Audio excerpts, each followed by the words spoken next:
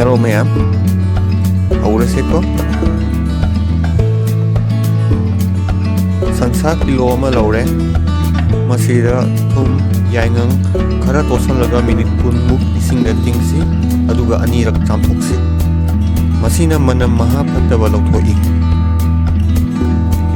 Asatha wasabada jira, dhania, usingsa, ilaichi macha, morok akangba tejpata thadare.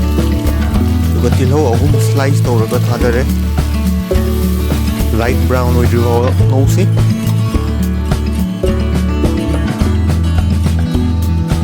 Sing chanam paste chamas ani hape. Ising kharaga paste natrasu asuba oirasu yai. Sing chanam se khara kuina ngausi masagi manam mangdrip pawwa. Sing chanam mulaga sansa hapsalasi. Masala so hapsalasi sa sida aidi morok, yaingang, jira, dhania, meat masala powder hape. Mayam apamba masala adum hapiyu.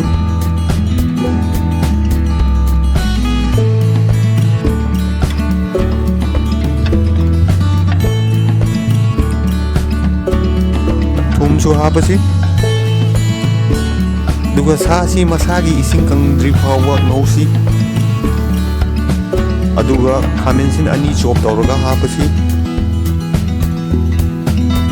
Khara amung ngauraga ising asaba hapsalaga pressure cooker makhum kumjalaga whistle anirak ahumla kamalasi.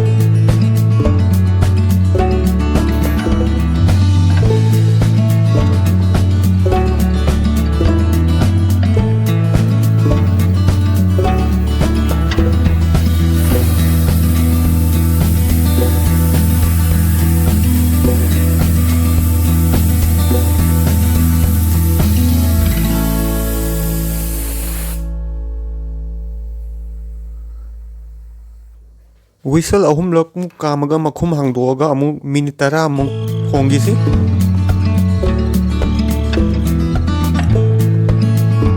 Aduga garam masala, gulmorok powder chamas tangkai hapasi.